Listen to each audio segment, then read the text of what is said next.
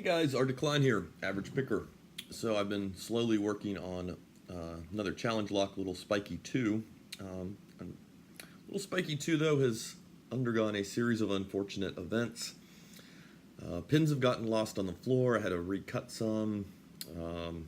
I bought the wrong key blanks at one point because I carried the wrong core with me over to Lowe's to size keys. Then I screwed up one of the cores and I had to switch homes, so I had to get some more blanks.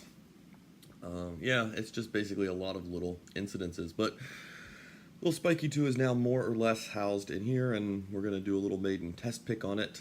Done a few weird things. I don't know if the lock's really hard. It's just gotten weirder. So you can also see we've got quite the little notch cut out there, which causes some issues with trying to get a pick in and leverage a pick, as well as doing bottom of the keyway tension.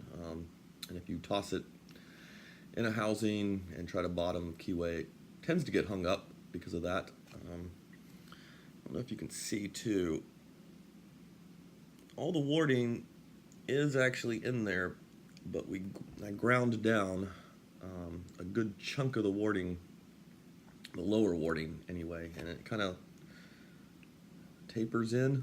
The key does actually work. I was surprised. I thought I'd mangled that warding so much the key probably would not fit. The key actually does go in fairly well. It won't go in this state just because of there's so much spring tension and this key's not really cut, it's just notched, that it does have issues. But it will get about, part way in there right now. But yeah, this lock should have been out the door. I don't know, a couple weeks ago, and hopefully it was going to be on its way to Fast Charlie. I thought he needed some little spiky weirdness, especially because I sent him, or he sent me all those great challenge locks. I got to get something back to him.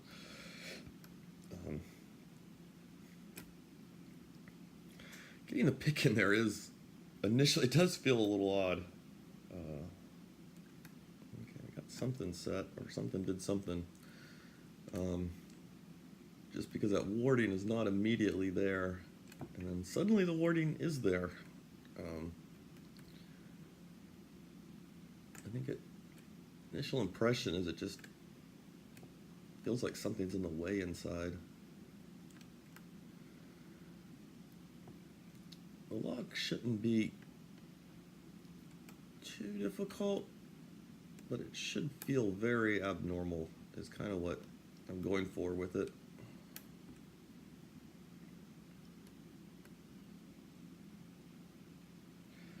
So getting back on those back pins is actually feels very standard once you get back to like pin, what's that, maybe 4 and 5. I'm not sure.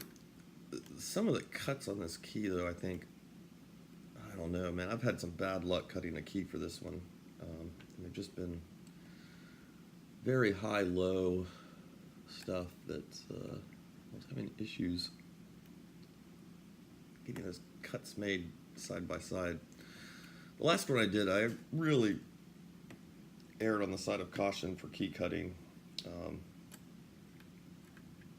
This one I might have gotten a little too ambitious.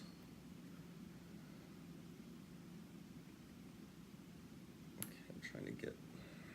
I'm also really watching the top of the lock because that little piece that's up there, I don't know what you call this little piece, holds the pins on the top. It's actually just barely on there. It's from a quick. Just happened to be what I had laying around, so I grabbed it. Trying to get to pin 1. It's quite a pain in the ass with that cut out there. I imagine what someone's going to do is just pop this in some kind of housing to make up for that. But there's really nothing to leverage off of. You can almost go just straight up onto it. Try it with a different pick. We're going to try it with the full dent. It's also been running slow because I've been trying to do two things. I've been trying to flip my sleep schedule because my sleep schedule is just really messed up at this point. And normally I work on some of the challenge lock stuff pretty late at night, but a lot of my nights recently I've do a lot of writing, and I started work a few weeks ago on a novella, and so I've been using a lot of my time after midnight, more focused on the novella and less on locks. It's one of those things I like to do, and I just kind of stopped making time for it. I was kind of disappointed by that, so I thought, need to get back into that. Okay, I'm doing pretty moderate tension here. Actually having less success with the... Okay, that just kind of rolled on to pin 3. Okay, I'm going to try my favorite Tron now. I'm not going to overly test this right now. I thought it might be sort of interesting to document.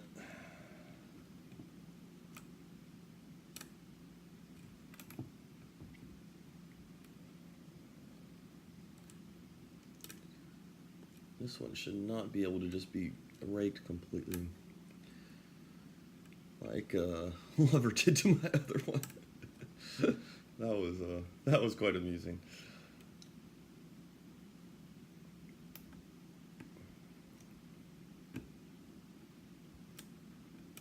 All right, let's dump the pins, and so I can get a good recording of what it currently looks like. Okay, and so for the sake of having a record of it, here are our pins, and this should be the final configuration. Might slightly change for the little Spikey 2. Got chamber 1 over here, chamber 5 over here, and our shear line would be across there. So they all do work. With the springs, I am a little uncertain though, because there's some heavy pressure on a few of those. And so depending on how things go with that key, I'm hoping it's not going to have any issues making it up and down.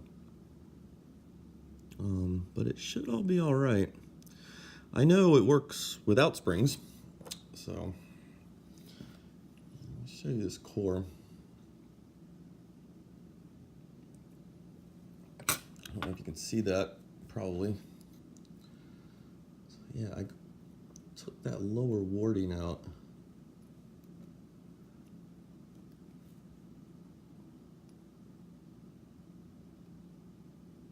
And just ground it.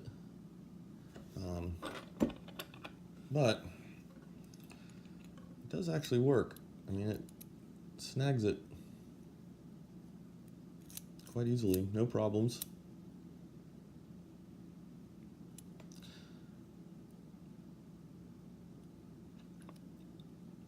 If the key is looking a little funky there, I did purchase a wrong size one, and it was actually hanging out a little bit. So I had to grind it down to sit flush in there, but it does fit.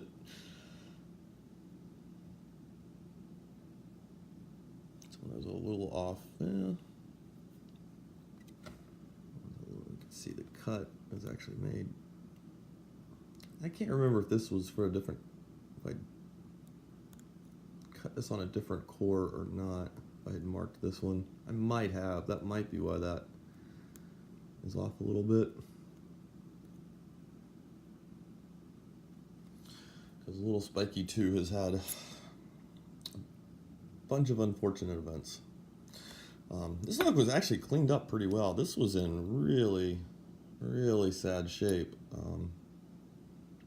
Took a Dremel to it and polished it all up. And I think it came out pretty well. I mean, all of this was completely discolored. The whole lock was gunky.